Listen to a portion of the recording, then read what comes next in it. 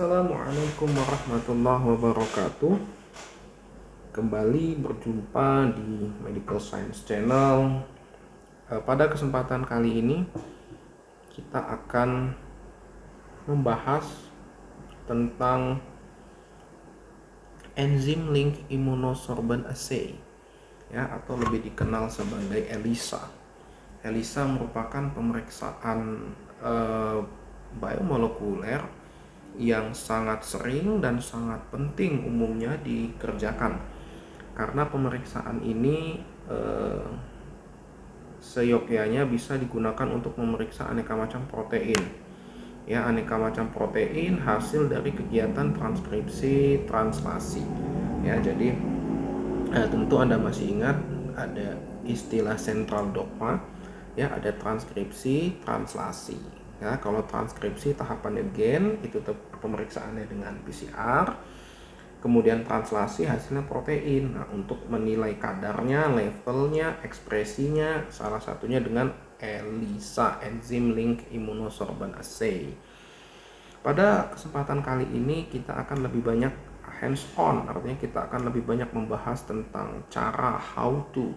Kita tidak akan banyak lagi membahas tentang teori, tentang teknis di sini, ya, karena teknis teori sudah ada di materi saya yang lain yang sebelumnya di video di channel ini. Pada kesempatan ini kita akan lebih banyak membahas tentang prosedur, bagaimana pengerjaan sebuah pemeriksaan dengan metode ELISA, Baik, kita lanjutkan. Iya, ELISA, ya. Jadi kalau kita bicara tentang ELISA, maka kita akan nanti banyak berbicara tentang ini, ya, tentang ini, ya, ini box ini dikenal sebagai namanya ELISA kit. Jadi pemeriksaan ELISA itu sebenarnya simple. Semua reagen pemeriksaan itu sudah ada dalam box ajaib ini, sehingga nggak repot-repot lagi. Beda dengan PCR. Kalau Anda ikuti video saya yang lain tentang PCR, itu terpisah-pisah. PCR itu primernya sendiri, PCR mixnya sendiri, agarosnya sendiri, ya, jadi terpisah-pisah. Tapi kalau ELISA semuanya sudah ada di dalam box ajaib ini, ya, yang dikenal sebagai ELISA kit, ya, Nah, lantas apa saja yang ada di dalam ELISA kit? Nah, ini adalah isi yang ada di dalam ELISA kit. Nah, ini adalah isi yang ada di dalam ELISA kit. Mulai dari yang pertama, yaitu microplate, ya, microplate. Apa itu microplate? Microplate itu adalah plate atau piringan di mana dia itu berisi sumuran-sumuran kecil. Jadi dia itu terdiri dari microwell. Ya, microwell, ya, isi maksimal biasanya satu well itu hanya sekitar 500 mikrolit. Dan dalam satu plate ini masih ditutup, masih disegel. Satu plate ini biasanya isinya ada 96 sumuran. Ya, jadi dalam satu plate ini biasanya ada 96 sumuran. Yang artinya kalau dia ada 96 sumuran, ya, maka artinya ini kurang lebih bisa untuk pemeriksaan kurang lebih 96 pemeriksaan. Akan tetapi perlu diingat bahwasanya dalam pemeriksaan ELISA itu nanti ada standar. Nah, biasanya sekitar 16 well itu habis untuk standar, dipakai untuk standar. Nah, sehingga sisalah tinggal sekitar 80 well. Jadi 80 well atau 80 kali pemeriksaan. Jadi satu microplate ini hanya untuk sekitar 80 pemeriksaan. Ya, 80 pemeriksaan. Jadi kurang lebih demikian hitungannya, ya. ELISA ya. Oke. Kemudian jadi ini adalah microplate. Disinilah nanti sebenarnya utamanya dari pemeriksaan ELISA di plate ini. Karena sebagaimana diingat, umumnya yang kita pakai itu adalah yang sandwich ELISA. Jadi di dasar plate ini ya itu sudah ditanamkan ya, sudah tertanam ya di dasar plate-nya itu sudah tertanam antibodi ya. Jadi kalau misalnya kita mau periksa TNF alpha, maka di dasar well-nya itu, di dasar tiap sumuran itu sudah ada anti TNF alpha. Nah, ya kurang lebih demikian. Maka dia disebut sebagai sandwich. Nah, itu sudah ada di video sebelumnya teorinya. Jadi di bawah ada antibodi, sampel kita sebagai antigen, nanti ditambah lagi dengan antibodi, namanya sandwich ELISA. Ya. Jadi itu. Kemudian apalagi isinya dari box ELISA kit ini? Isinya dari box ELISA kit yang lain selain microplate, yang utama itu ada namanya standar. Nah, ini standar ya. Apa sih standar itu? Standar itu sebenarnya adalah protein yang sudah terukur kadarnya. Jadi dia itu adalah protein yang mau kita periksa yang sudah terukur kadarnya. Jadi misalnya kalau tadi kita mau memeriksa ELISA TNF alpha, maka artinya standar ini artinya adalah isinya itu adalah TNF alpha. Nah, ini adalah TNF alpha yang sudah diketahui kadarnya. Ya, jadi kalau kita mau ELISA TNF alpha, maka standarnya ini adalah TNF alpha yang sudah diketahui kadarnya. Ya, jadi sudah diketahui kadarnya. Misalnya yang ini kadarnya 1000 pikogram, ini 500 pikogram, ini 250 pikogram per mili, ini 250 pikogram per mili, ini 125 pikogram per mili, ini 62,5 pikogram per mili, ini misalnya 31, sekian pikogram per mili, 15, sekian, terakhir 7, sekian pikogram per mili. Jadi dia sudah ada konsentrasinya, sudah ada kadarnya. Nah, ini nanti akan menjadi standar. Ya, di mana nanti standar ini akan menjadi penting sekali kalau ketika kita mau menentukan kadar. Ya, karena ELISA itu hasilnya dia akan menghasilkan pendar warna. Warna itu dibaca oleh alat namanya ELISA reader. Itu disebut sebagai optical density. Nah, optical density itu bukanlah kadar. Ya, optical density itu adalah semacam absorbansi, seperti nilai absorbansi kalau menggunakan spektro. Apakah nilai absorbansi itu adalah kadar? Bukan, ya. Nilai absorbansi bukan kadar. Dia harus dikonversi dulu agar menjadi kadar yang kita periksa pun nanti dengan standar. Jadi standar itu, saya ulangi lagi, dia bukanlah jadi bagian yang sangat penting, bagian inti dia ini. Karena tanpa ada standar, maka nanti nilai optical density tidak bisa kita dapatkan, tidak bisa kita hitung. Ya, tidak bisa kita hitung. Kalau dia tidak bisa dihitung, ya nggak bisa konversi jadi kadar. Nanti di slide selanjutnya saya akan jelaskan seberapa urgensinya sebuah standar. Jadi kalau ELISA nggak ada standarnya, ya kacau kira-kira. Kemudian selanjutnya apalagi yang ada di dalam box ELISA kit ini? Ya, yang ada di dalam box ELISA kit ini contohnya lagi adalah ada washer namanya. Ini washer. Ya, washer. Apa ini washer? Washernya adalah larutan pencuci. Ini larutan pencuci.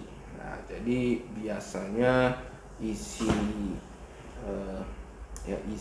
ini Ya, biasanya isinya ini adalah semacam buffer garam, ya, semacam buffer garam ya, yang nanti biasanya akan digunakan untuk mencuci biasanya well yang sudah nanti ditanamkan sampel diluent, ditambahkan HRP, nanti dicuci.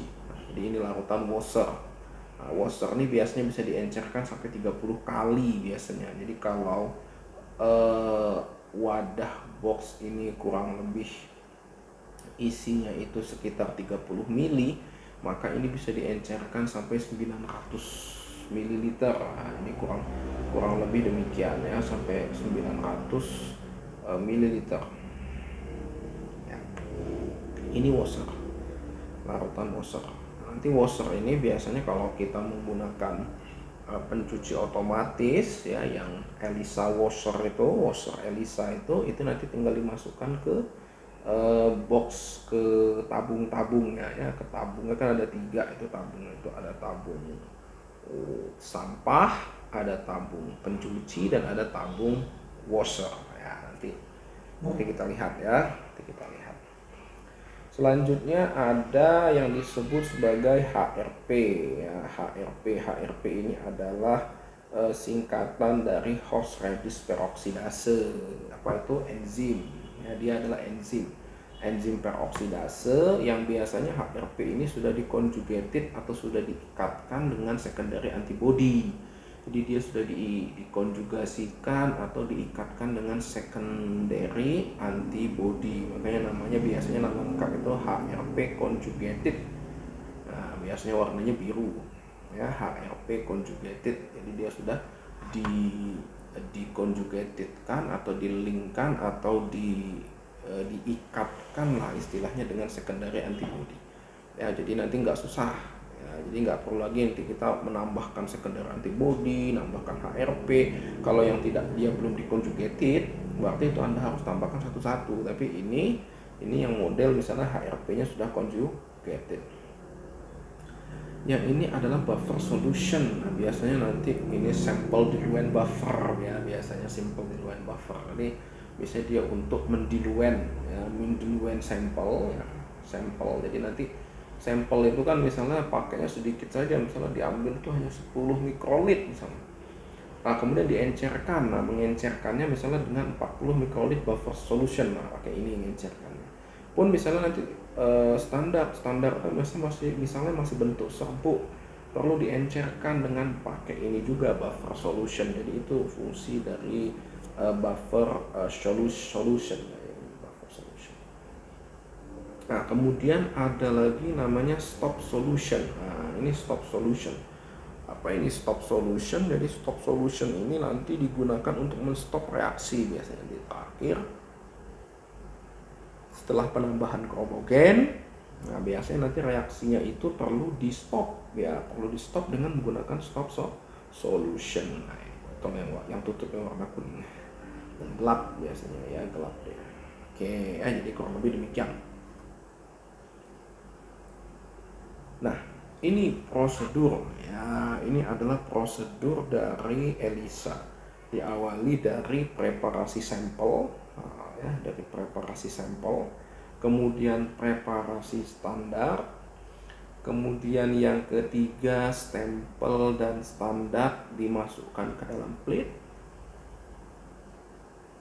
Sampel dan standar itu dimasukkan ke dalam plate.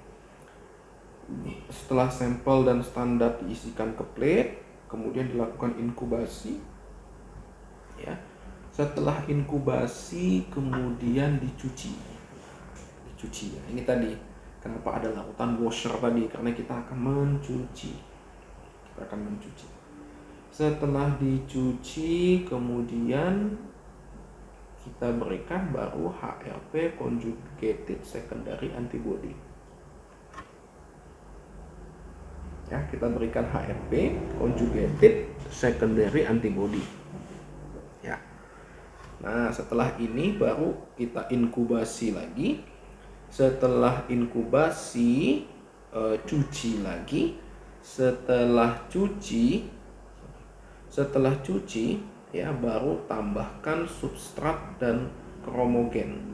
ya substrat kromogen, baru terakhir ditambahkan stop solution. Setelah stop solution, maka plate tadi dibawa masuk ke ELISA reader untuk dibaca nilai OD-nya. Nah, kurang lebih demikianlah runut prosedur pemeriksaan ELISA. Ya, kalau dilihat sebenarnya lebih simple pemeriksaan ELISA ini, lebih cepat, lebih mudah sebenarnya dibanding PCR misalnya. PCR lama optimasinya ya. Tapi kalau ELISA umumnya prosedurnya lebih cepat, lebih mudah. Ya. Nah, jadi ini oke.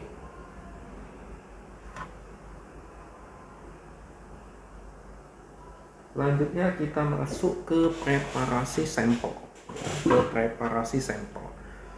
Sampel ELISA itu ada dua macam, bisa berupa cairan ya, atau bisa berupa jaringan. Cairan itu misalnya berupa darah ya, atau misalnya berupa urin, atau misalnya berupa saliva, atau misalnya berupa cairan liquor cerebrospinal, atau misalnya berupa cairan peritoneum, atau misal berupa cairan sendi misalnya. Jadi yang bentuknya cairan itu bisa ya, sampel bentuk cairan. Nah, nanti yang kedua adalah sampelnya bentuk jaringan, itu bisa juga, tetapi nanti perlu treatment tertentu. Kita bahas satu persatu. Kita awali dari bagaimana kalau sampelnya bentuknya adalah cairan. Gimana kalau sampelnya bentuknya cairan? Ya. Ketika sampelnya bentuk cairan, sebagaimana saya sebutkan tadi, salah satu dari cairan yang saya sebut tadi, maka kita lakukan adalah sentrifuge. Kita sentrifugasi ya. Kita sentrifugasi kecepatan yang kurang lebih 5000 rpm dalam waktu 10 menit. Suhunya cukup suhu room temp 25 derajat Celcius. Karena lebih mudah dia. Cairan intinya adalah kita tuh hanya memisahkan supernatan dengan debris atau dengan pelletnya. Nah, setelah sentrifuge kita akan mendapatkan ini ya, kita akan mendapatkan nanti sampel itu sudah terpisah. Jadi ada pellet di bawah dan ada supernatan yang jernih di atas. Nah, kemudian supernatan inilah yang akan kita ambil, kemudian kita pakai untuk pemeriksaan sebagai sampel, nanti sebagai sampel untuk pemeriksaan ELISA. Dan ini nanti dipisahkan, kemudian sambil menunggu digunakan kita simpan biasanya di suhu minus 20 derajat Celcius. Bagaimana kalau sampelnya sampel jaringan? Kalau sampel jaringan dia ada proses dulu yang namanya homogenisasi. Apa itu homogenisasi? Jadi jaringan itu istilahnya dalam tanda kutip dihancurkan. Ya, dihancurkan bisa dengan mortar atau bisa dengan homogenator dan lain sebagainya. Biasanya nanti jaringan itu kita tambahkan misalnya buffer PBS. Kita tambahkan buffer PBS, kemudian kita tumbuk jaringan tersebut. Kita tumbuk atau kita homogenisasi pakai homogenator. Ya, pakai homogenator biasanya disertai dengan es. Ya, pakai suhu dingin biasanya, dengan suhu dingin di bawahnya kasih es. Ya, sehingga nanti untuk mempermudah homogenisasi atau penghancuran atau lisis daripada jaringannya. Nah, untuk nanti setelah dia sudah agak lisis, dia sudah agak hancur jaringannya, baru dilanjutkan dengan sentrifuge. Ya, kecepatannya sama sekitar 5000 rpm, waktunya kurang lebih 10 menit, akan tetapi suhu yang kita gunakan suhu 4 derajat Celcius. Ya, kita tidak pakai suhu 25, yang kita pakai adalah suhu 4 derajat Celcius. Nah, kemudian selanjutnya kita sudah dapat, kemudian kembali akan kita dapatkan hasil demikian. Nah, ya, itu akan terpisah antara pellet, debris, kotoran dengan supernatan. Nah, supernatannya itulah yang akan kita ambil, yang nanti akan menjadi sampel ya, yang nanti akan menjadi sampel penelitian kita, yang nanti akan kita periksakan ke ELISA, yang nanti akan dimasukkan ke plate well itu ya. Ini supernatan. Jadi ini preparasi sampel. Jadi saya ulangi lagi, preparasi sampel ada dua macam sampel yang harus Anda perhatikan. apakah sampelnya itu bentuknya cairan atau bentuknya adalah jaringan, di mana nasibnya berbeda jauh. Jaringan dengan cairan, perbedaannya sebenarnya ada pada homogenisasi. Jadi kalau jaringan dia ada homogenisasi. Nah, terus satu lagi perbedaannya adalah pada suhu sentrifuge. Kalau dia berupa sampel jaringan, maka suhu sentrifugenya itu 4 derajat. Sedangkan kalau dia berupa cairan, maka suhu sentrifugenya adalah 25 derajat Celcius. Jadi gitu ya. Nah, selanjutnya adalah preparasi standar. Nah, ini yang saya bilang tadi. ELISA, kalau Anda tidak siapkan standar, ya percuma. Nanti Anda tidak dapat mengkonversi nilai optical density menjadi kadar. Ya, jadi ini pentingnya standar. Ya, pentingnya standar. Apa itu pentingnya standar? Jadi nanti Anda lihat di box ELISA kitnya itu, apakah standar yang ada di box ELISA kitnya itu sudah tersedia. Jadi dia misalnya sudah menyiapkan 5 standar atau misalnya 8 standar dengan konsentrasi yang berbeda masing-masing. Ya sudah, kalau sudah demikian enak, tinggal digunakan saja standarnya nanti tinggal dimasukkan saja ke plate, ya, ke microwell, ke plate yang 96 tadi tinggal dimasukkan one by one. Tapi bagaimana kalau Anda nanti mendapatkan ELISA kit di mana dia hanya menyediakan stok standar, ya, standar stock solution. Jadi dia hanya menyiapkan satu botol isinya standar, biasanya dengan konsentrasi tertentu, misalnya dengan konsentrasi 1000. Ya, jadi misalnya dengan konsentrasi 1000 pikogram per mili misalnya. Dia hanya menyiapkan satu ini. Nah, sementara standar itu kan gunanya nanti untuk membuat kurva standar, ya. Untuk membuat kurva standar demikian, ya. Jadi dia itu biasanya digunakan untuk membuat kurva. Nah, dia itu digunakan untuk membuat kurva standar seperti ini. Nah, ya, dia biasanya digunakan untuk membuat kurva standar ini. Nah, untuk membuat kurva, ya, kita minimal membutuhkan tiga titik. Nah, jadi untuk membuat standar tadi maka kita minimal memerlukan 3 konsentrasi. Nah, itu ceritanya. Karena kalau kita hanya menyiapkan 2 misalnya atau 1 konsentrasi, maka kita tidak akan bisa menemukan persamaan garis. Nanti kan di sini ada persamaan Y sama dengan AX plus B. Kayak pelajaran SMA dulu, Y sama dengan AX plus B. Nah, nanti akan menjadi persamaan garis. Nah, inilah nanti kalau ini yang ini, ya, X, ini X, ini Y. X ini adalah kadar. Nah, ini kadar. Ini nilai OD. Nah, Y ini adalah nilai OD. Nah, Anda bisa bayangkan subjek Anda, sampel Anda itu kan nanti dengan ELISA hanya bisa dapat nilai OD kan, nilai kadar kan tidak ada kan. Nah, makanya kita membutuhkan persamaan garis ini. Kalau standar, dia sudah ada kadarnya sudah kita ketahui. Maka misalnya kalau kadarnya 125, OD-nya berapa? Ya. Kalau kadarnya 250, OD-nya berapa? Kalau kadarnya 500, OD-nya juga berapa? Nah, ini kurang lebih demikian. Ya, jadi inilah gunanya standar. Jadi ketika sudah bisa dapat ini, nanti tinggal Anda masukkan ke Excel, ya. Nanti bisa dapat persamaan Y sama dengan AX plus B. Misalnya nanti dapat persamaan Y sama dengan 0,21X plus 0,01 misalnya. Ya, maka nanti pada saat sampel Anda, nanti ini persamaan garisnya. Y tadi OD, X ini adalah kadar kan.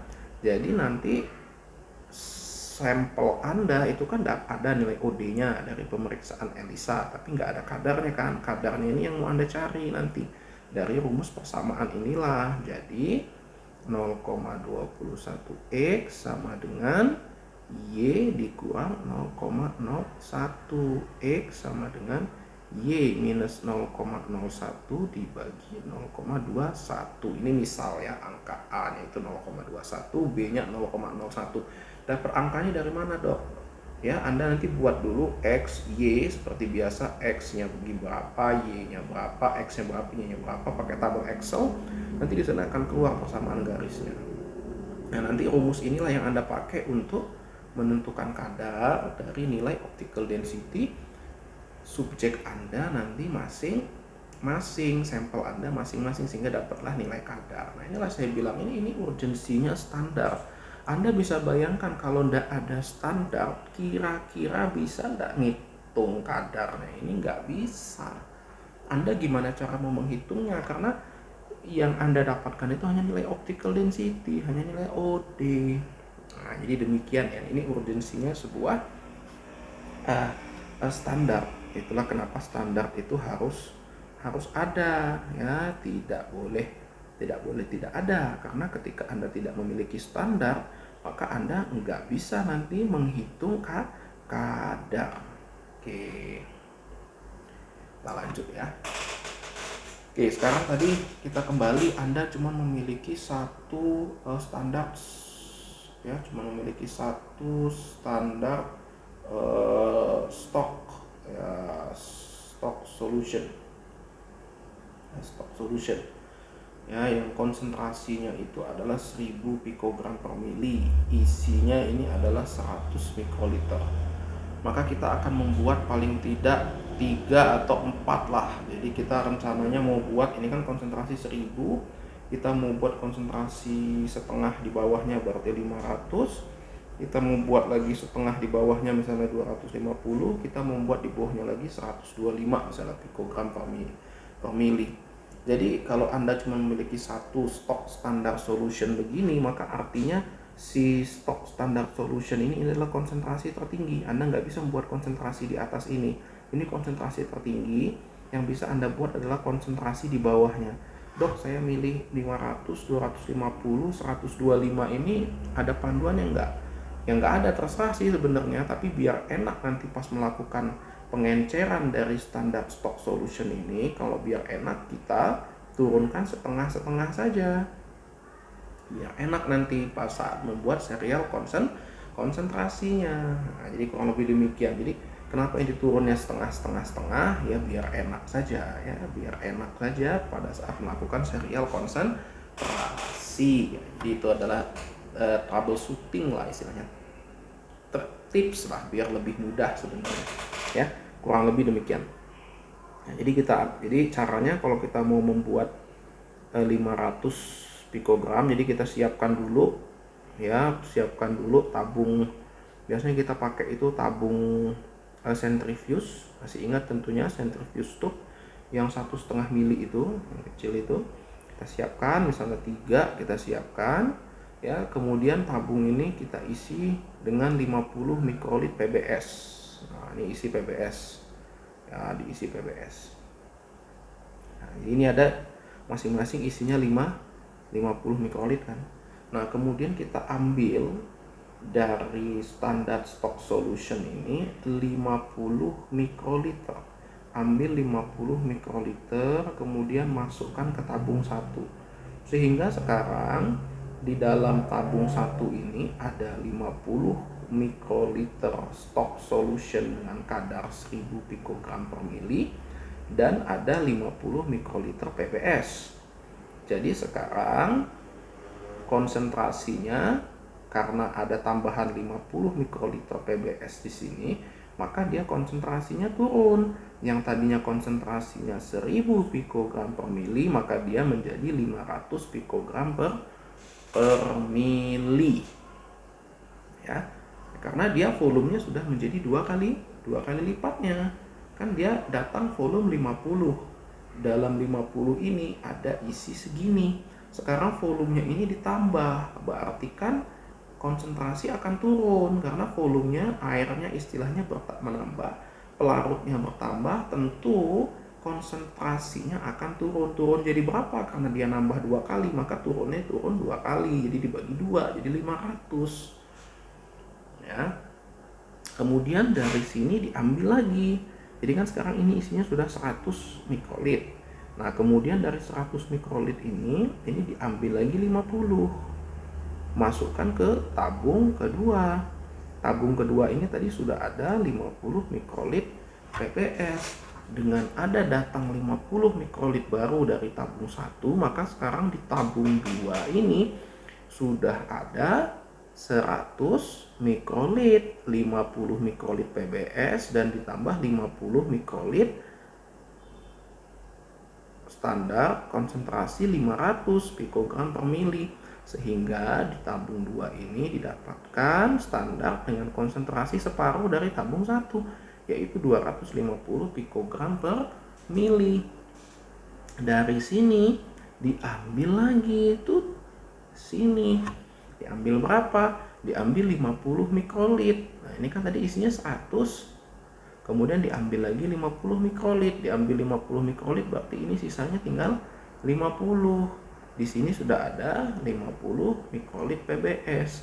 Jadi 50 mikrolit konsentrasi 250 masuk ke sini, ditambah ada 50 PBS di sini, maka dia konsentrasinya akan turun setengah dari tabung 2, maka menjadi 125 pikogram per mili. Kalau mau terus dibuat, misalnya saya membuat standarnya 10 dok ya, terus saja serial konsentrasi bagi 2 bagi 2 bagi 2 bagi 2 ya. Jadi itu ya cara membuat standar ya, cara membuat standar ketika hanya disiapkan di ELISA kit itu satu standar stock solution. Nah, karena jarang biasanya ELISA yang ngasih standar yang banyak gitu, yang misalnya sudah disiapin standarnya ada 10 gitu, tinggal pakai, itu jarang. Biasanya mereka menyiapkan standar stock solution. Nah itu biasanya mereka sediakan biasanya ya. Jadi ini pentingnya standar ya, karena tanpa standar yang baik Anda akan sulit nanti mendapatkan hasil yang baik dari ELISA-nya ya. Nah kalau sudah selanjutnya kita masukkanlah standar yang sudah Anda siapkan tadi. Misalnya kita tadi menyiapkan 4 standar ya, misalnya tadi kita menyiapkan 4 standar. Nah dan terus sudah ada kan sampel Anda, sudah ada tentunya sampelnya yang mana, yang tadi yang kita siapkan di awal tadi. Kalau sampelnya berupa cairan atau berupa jaringan itu sudah siap, sudah juga dalam tabung centrifuge tube yang 1,5 mili. Sekarang kita bukalah plate. Nah ini adalah plate ya, ini adalah plate. Jadi kurang lebih nanti secara skematik akan seperti ini plate yang saya bilang 96 well tadi. Nah disinilah nanti akan dimasukkan aneka chemical reagen tersebut. Nah, di sini nanti akan dimasukkan. Nah, jadi dia itu 96 well itu ya, dari atas ke bawah ini ada A, kodenya A, B, C, D, E, F, G, H. Jadi sini ada 8, ke sini ada 8, dan ke sebelah sini ada 12. 1, 2, 3, 4, 5, 6, 7, 8, 9, 10, 11, 12 ya. Jadi ada 12 kali 8 96. Gimana? Jadi penamaan ini satu ini disebut sebagai sel. Ini satu sel. Satu well ini disebut satu sel. Jadi kalau yang di atas ini disebut sebagai sel A4. A4 ya. Kayak ini disebut sel A4, atau tunjukkan sel A7, E7 misalnya. E sama 7, berarti ini sel E7 dan seterusnya.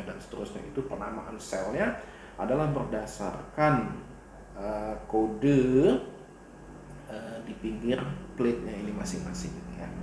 Itu. Selanjutnya adalah masukkan standar tadi. Jadi biasanya yang di sisi ini ya, yang di kolom 1 ini, kolom 1 namanya, ini biasanya untuk standar. Nah, sisanya kolom 2, 3, 4 dan seterusnya biasanya ini untuk sampel biasanya. Ya, biasanya bisa untuk sampel misalnya. Nah, jadi masukkanlah ke sini standarnya, masukin 10 mikrolit, umumnya biasanya 10 mikrolit. Jadi standar ataupun sampel itu masukkan 10 mikrolit, masukin ke sini ya. Masih standarnya 10 ini standar yang 1000 10, standar 500 10, standar 250 10 mikrolit, standar 125 juga 10 mikrolit misalnya. Masukin ke sini. Kalau sudah, gantian sekarang masukin sampelnya. Sampel 1 juga masukin 10 mikrolit, sampel 2 juga masukin 10 mikrolit, sampel 3 juga masukin 10 mikrolit, sampel 4 juga 10 mikrolit, sampel 5 juga 10 mikrolit, dan seterusnya sampai sampel Anda ada berapa. Kemudian biasanya ditambahkan nanti sampel diluent buffer atau buffer solution yang tadi sebanyak 40 mikrolit. Sehingga totalnya nanti tiap well itu berisi 50 mikroliter. Ya. Ini diisi ya sampai seberapa banyak sampel Anda. Nah, isi. Ya, kalau sudah ya dia sudah terisi, sudah penuh, sudah sesuai. Selanjutnya, ke tahap selanjutnya Anda lakukan namanya adalah inkubasi. Diinkubasi. Apa sih inkubasi? Inkubasi itu didiamkan, makanya dia didiamkan agar memberi kesempatan kepada standar ataupun kepada sampel Anda tadi untuk bereaksi dengan antibodi yang sudah ada di dasar plate, diberikan waktu. Nah, inkubasinya agar optimal itu kita setting. Jadi kalau bisa Anda inkubasi di tempat di mana suhunya itu bisa diatur 37 derajat selama 30 menit. Ya, biasanya kalau kami pakai hot block ya. Pakai hot block itu ya, blok panas itu suhunya diatur 37, lamanya 30 menit. Apa gunanya diatur suhu 37 ini? Untuk mendekati suhu internal tubuh, di mana pada suhu ini biasanya reaksi antigen antibodi itu bisa optimal seperti di dalam tubuh manusia. Ya, jadi kita berikan suhu 37 karena menyamai dengan suhu reaksi, sebenarnya reaksi kimia di dalam tubuh, suhu optimal 37 selama 30 menit. Kita memberikan waktu untuk bereaksi. Nah, ini urgensinya inkubasi. Jadi jangan Anda hilangkan inkubasi. Oh, saya mau cepet ini karena saya mau ada ujian, mau ada kuliah lain, inkubasinya saya lewatkan. Tidak bisa, karena inkubasi ini merupakan poin item yang sangat penting. Nah, selanjutnya setelah inkubasi tadi selama 30 menit pada suhu 37 derajat Celcius, kemudian plate tadi ya, yang ada isinya tadi, yang sudah kamu isi sampel sama standar tadi, untuk kamu buang.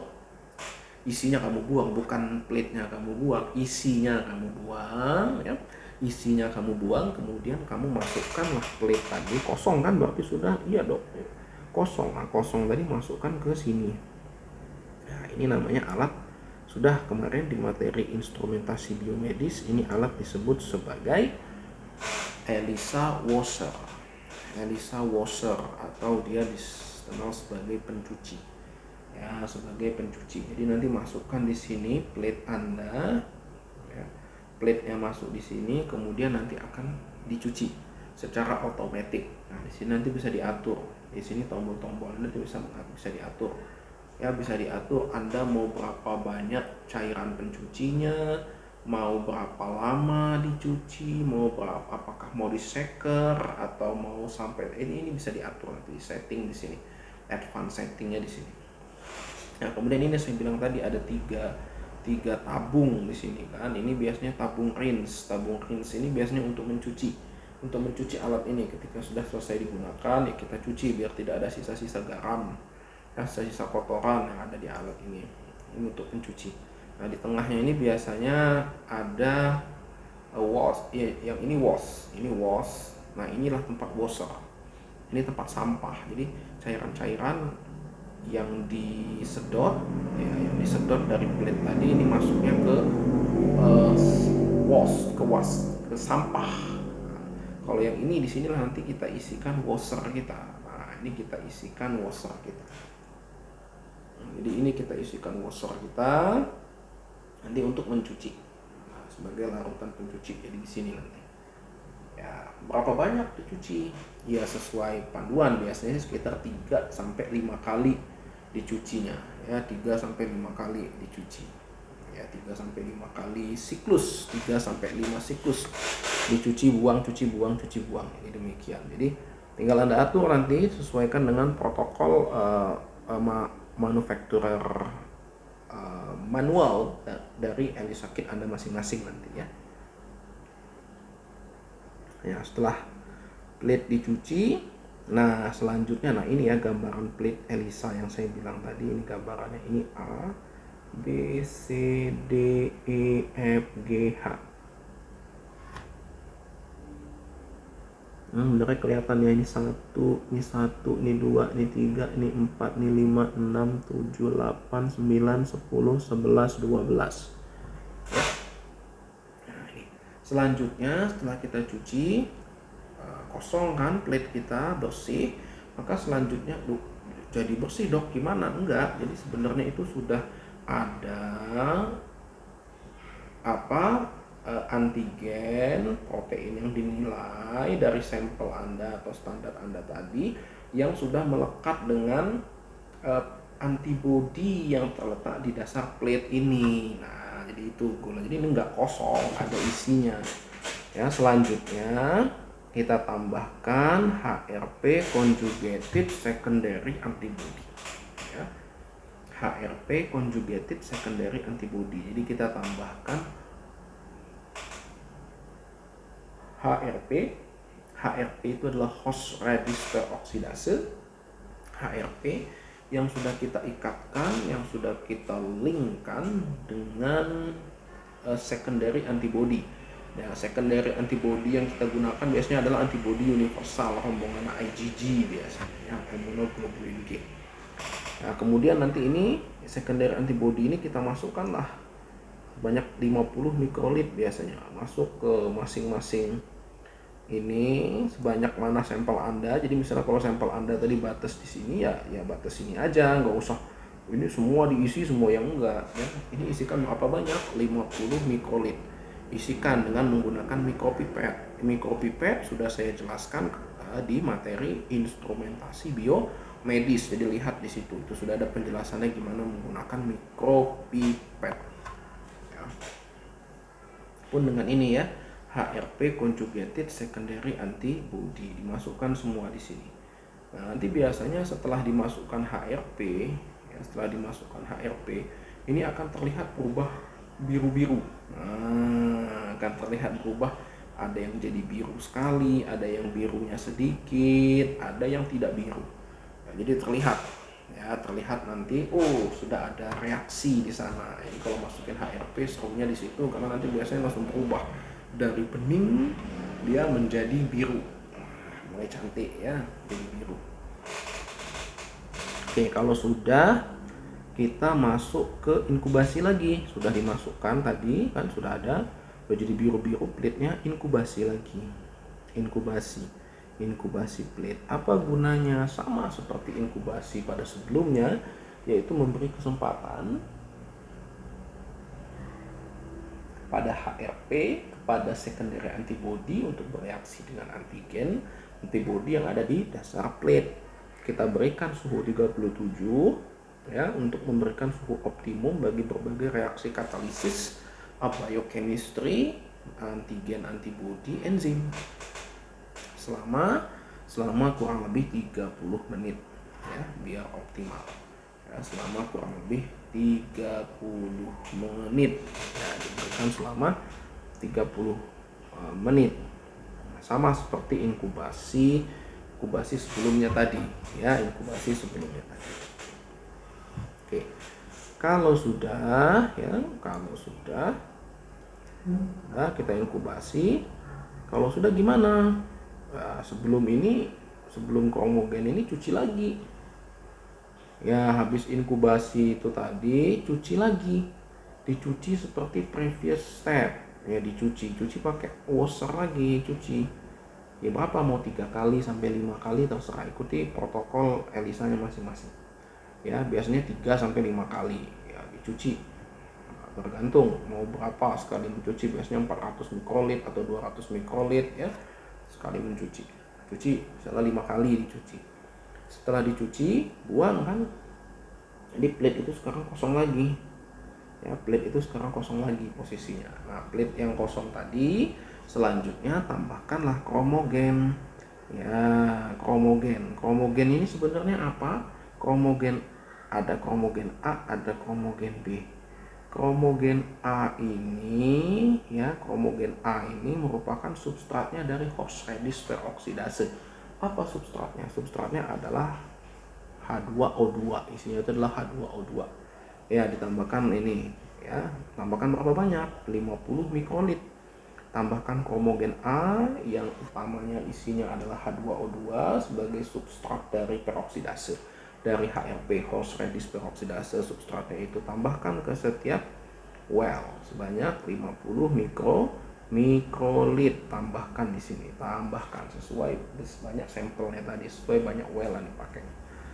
Kemudian setelah tambahkan kromogen A, langsung tambahkan lagi kromogen B. Kromogen B ini apa? Ini adalah zat warna yang memberikan warna.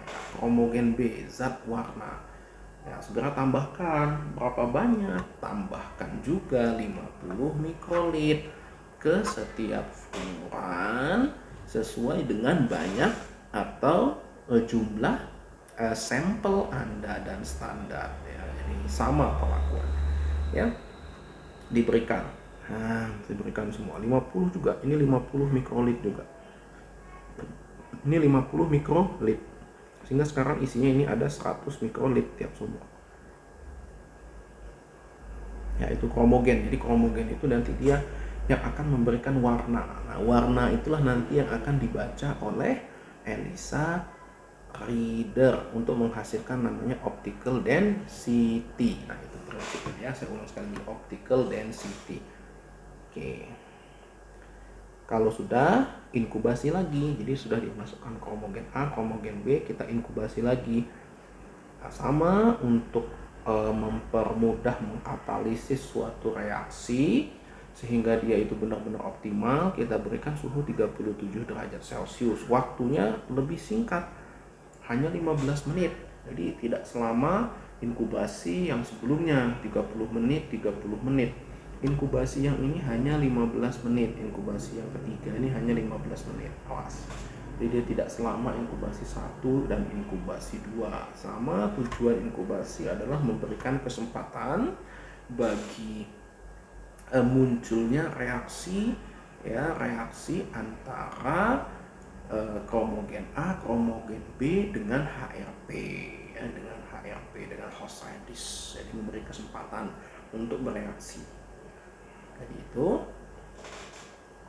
setelah inkubasi 15 menit, segera tambahkan stop solution. Ya, stop solution itu isinya sebenarnya adalah H2SO4 ya, H2SO4. Jadi ditambahkan. Ya, kan tadi setelah inkubasi, awas ya, tadi nggak dibuang. Jadi larutan kromogennya tadi A dan B itu jangan nanti Anda buang, Anda cuci. Tidak ada lagi tahap pencucian pada tahap ini. Nah, kalau Anda buang, Anda cuci, ya sudah selesai ya, nggak jadi nanti pemeriksaannya. Jadi ingat, jangan ladat, jangan kebablasan, jangan terlanjur karena biasa tadi di step 1, step 2 ada mencuci semua, maka pada step ketiga ini jangan Anda cuci. Biarkan saja, langsung tambahkan stop solution 50 mikrolit stop solution ya, ke setiap sumuran sesuai banyaknya sumuran yang akan Anda gunakan. Tambahkan ke setiap sumuran ini 50 mikroliter. Nah, sini 50 ya. 50 mikrolit di setiap sumuran. Nah, nanti biasanya setelah ditambahkan stop solution, maka warnanya biasanya akan berubah. Berubah menjadi kuning. Umumnya Semakin kuning itu menunjukkan nilai optical density-nya itu semakin tinggi. Nah, semakin tidak kuning, maka umumnya menunjukkan nilai optical density-nya pun semakin rendah. Umumnya nilai optical density yang tinggi artinya dia kadarnya pun akan tinggi. Sedangkan nilai optical density yang rendah umumnya akan menghasilkan kadar yang rendah. Nah, jadi itu kurang lebih relevansinya antara optical density ya, antara optical density dengan kadar ya, antara optical density dengan kadar. Oke. Ya, jadi ini penting ya, kita perhatikan. Nah, dia nanti berubah menjadi warna kuning. Nah, seperti ini. Menjadi warna kuning. Ya, ini ya, menjadi warna kuning. Nah, penting perhatikan sekalian. Gimana dok kalau dia tidak berubah menjadi kuning? Kalau sampel saya ini seperti ini semua. Ya kalau sampel masih mungkin, tapi kan Anda punya standar. Kalau standar harus berubah menjadi kuning. Kalau standarnya pun tidak menjadi kuning, kacau berarti. Nah berarti ELISA Anda kurang tepat, ELISA Anda salah. Jadi kalau salah harus diulang.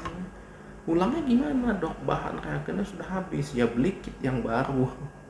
Ya jadi kurang lebih demikian. Jadi ini pentingnya step-step ini Anda perhatikan sekali baik-baik, jangan sampai lewat step-step ini, karena ini akan menjadi hal yang penting.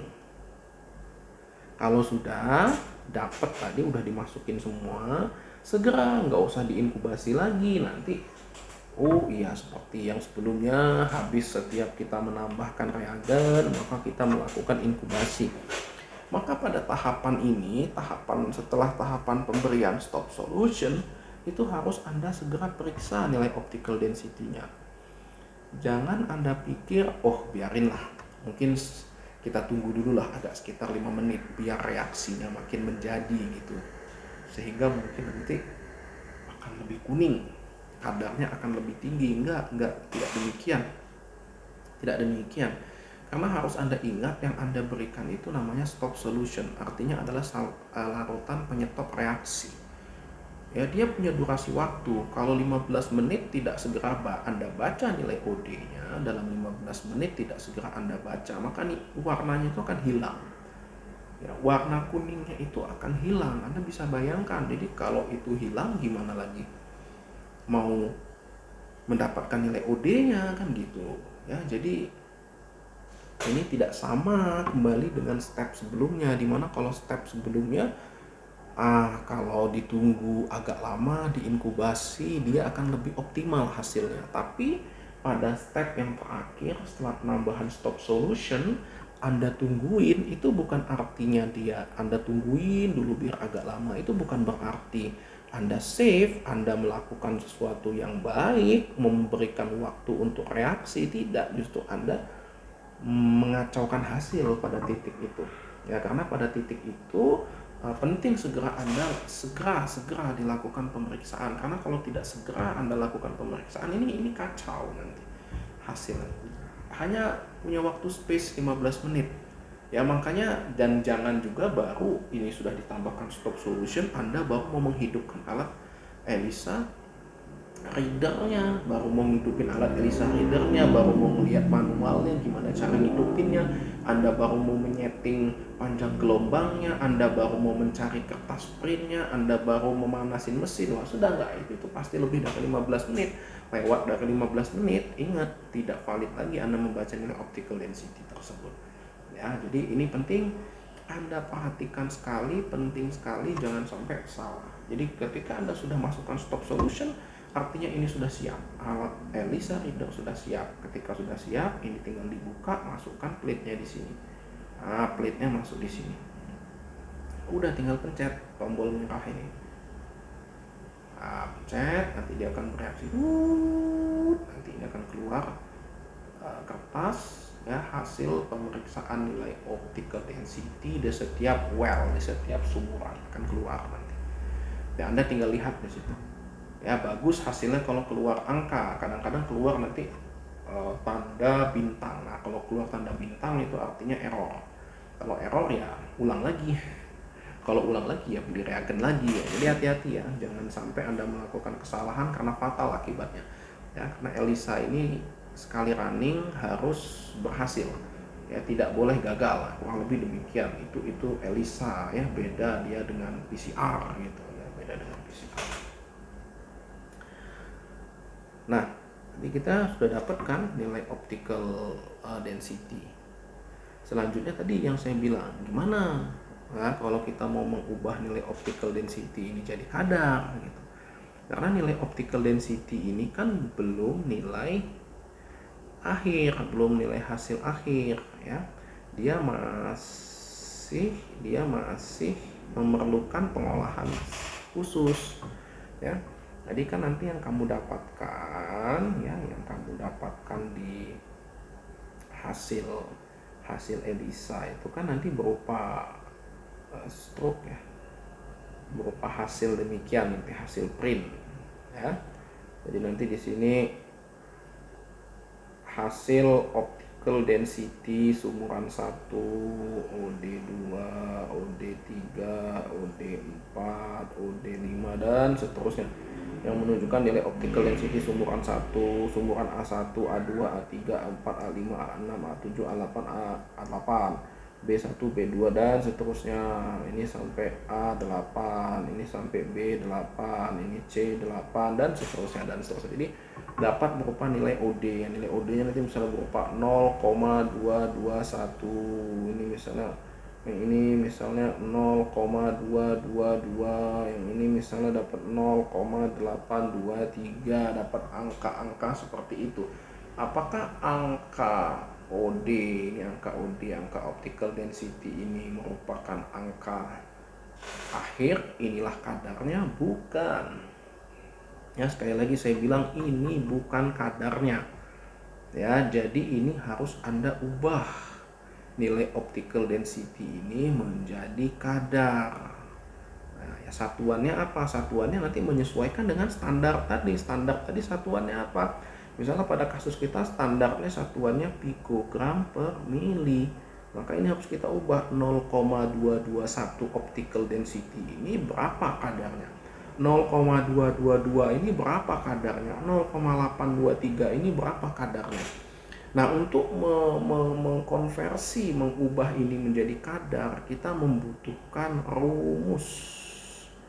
rumus persamaan garis. Nah, rumus persamaan garis. Dari mana kita mendapatkan rumus persamaan garis ini? Rumus persamaan garis ini kita dapatkan dari standar yang kita buat tadi. Ini pentingnya Anda membuat standar. Oke, tadi tentu Anda masih ingat kan ada standar. Nah, di plate A1, A2, A3, A4. Ini kan kalau Anda masih ingat, ini standar konsentrasi 1000 pikogram per mili. Yang ini konsentrasinya 500 pikogram per mili. Ini 250 pikogram per mili. Benar ya? Yang ini 125 pikogram per mili. Benar ya? Dimana kan A1 ini ya, jadi ini ada kadar yang sudah kita ketahui. Dan A1, A2, A3, A4 kan juga sudah ada nilai optical density-nya ya. Well A1, A2, A3, A4 kan tadi udah kita hitung nilai optical density-nya ada ya. Jadi misalnya nilai optical density-nya ini misalnya 1,823, yang ini misalnya 0,911, yang ini misalnya 0,423, yang ini misalnya 0,221 misalnya. Nah, artinya kita memiliki nilai OD ya dari standar. Ini kan standar ya, standar ada di A1, A2, A3, A4. Kita memiliki kadarnya. Ini silakan Anda buat saja tabel begini ya di Excel. Nah, buat di Excel. Nah, nggak susah, nggak pakai program apa-apa kok. Ini cuma pakai Excel ya. cuma pakai EXO ya. X ini X, ini Y. X ini adalah kadar, Y nya adalah OD. Udah masukin kadar 1000, kadar 500, kadar 250, kadar 125 kan. Y ini 1000 itu berapa OD nya? 1,823. Yang 500 berapa OD nya? 0,911. Yang ini berapa OD nya? 0,423. Yang 125 berapa OD nya? 0,221. Udah, ini langsung Anda olah di Excel ya. Kemudian Anda pilih scatter ya, Anda pilih grafik, kemudian pilih scatter ya, grafik scatter. Nanti ada pilihannya kan, grafik scatter, nanti dia langsung keluar begini. Langsung keluar begini nanti ya. Titik-titiknya 1, 2, 3, 4, ini X, ini Y, langsung keluar demikian. Titik-titiknya nggak susah tuh, nggak susah, langsung keluar demikian ya. Nanti Anda tinggal tambahkan add trend line sehingga nanti di sini muncul persamaan garisnya. Y sama dengan misalnya 0,21x plus 0,01 misalnya demikian ya, beserta R-nya misalnya 0,991. Apa itu R? R ini menunjukkan seberapa lurus persamaan garis Anda. Semakin mendekati satu persamaan garis Anda, itu artinya kurva standar yang dibuat dari standar Anda itu artinya baik. Semakin baik artinya persamaan garisnya semakin valid. Kalau nilai R ini di bawah 0,75, kalau R ini di bawah 0,75, ini bisa dipastikan persamaan garisnya jelek. Kalau persamaan garisnya jelek, ya bisa dipastikan ini ya kadarnya juga nggak akan benar konversinya dari OD ke kadar ya, otomatis artinya nilainya nggak benar, ngulang. Tip baru. Jadi kurang lebih demikian ya. Jadi ini adalah metode pengolahan. Jadi sudah dapat. Nah, inilah rumus yang akan kita pakai. Jadi dapat rumusnya Y sama dengan misalnya ya 0,21x plus 0,01 X kadar. Maka nanti untuk mengubah kadar sampel kita tadi, rumusnya adalah Y dikurang 0,01 dibagi 0,21. Nah, rumus inilah nanti yang dipakai untuk mengubah. Kan OD nya sudah ada, Y ini kan OD, X ini adalah kadar.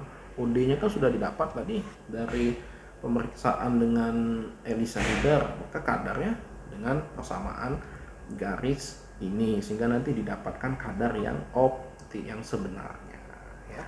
Jadi itu mungkin sedikit penjelasan, sedikit tambahan dari saya.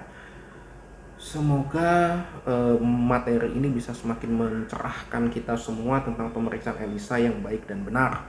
Ya, bahwasanya kita harus mampu